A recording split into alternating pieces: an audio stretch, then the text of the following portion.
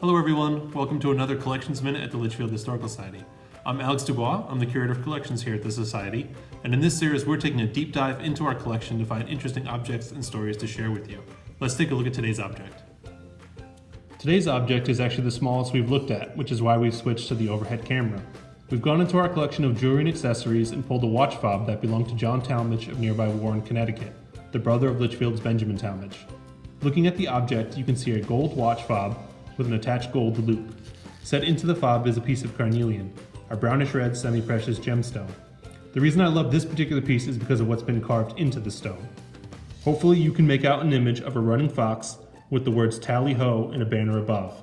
There's a good reason why the text and image are backwards, which we'll talk about now. The term fob has been used to describe different items involved in the wearing of pocket watches. One of the uses refers to the small pocket where the watches were kept. If you look at a pair of men's breeches from the 18th century, you might see a small pocket sewn into the waistband. This was the fob pocket, where the pocket watch was stored. Before we move on, there's a neat modern connection here. If your favorite pair of jeans has a small pocket sewn inside the larger front right pocket, then you should probably start wearing a pocket watch, because this was originally designed to be a fob pocket. Fob is also a common name used to describe the short ribbon or chain that was attached to a pocket watch. The watch chain made it easier to remove a pocket watch to check the time, without having to root around in the small fob pocket, which itself was usually covered by a man's waistcoat. Because the watch chain had to be visible, it became a fashionable accessory and not just a utilitarian one. Many watch chains were not actually chains. Precious metals were expensive and often more fragile than cheaper materials. Watch strings could be made of ribbon, tassels, leather, metallic thread, and even woven hair. Today, the term fob is often given to the various ornaments that were hung at the end of a watch chain or ribbon. You may also see them called charms or trinkets. Some fobs were both ornamental and functional. The two most common examples are watch keys and seals.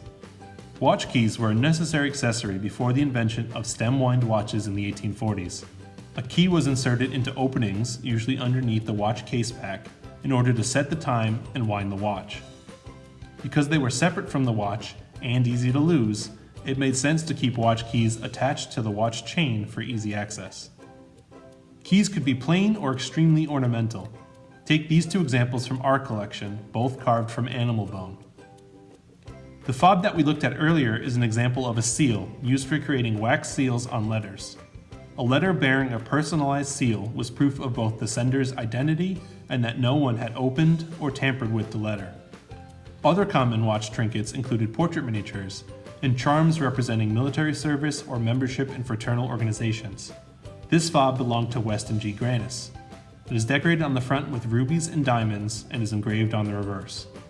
Pocket watches were not exclusive to men's fashion.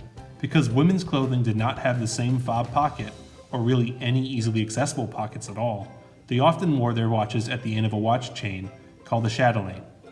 This was pinned or clipped to the waistband of a woman's petticoat.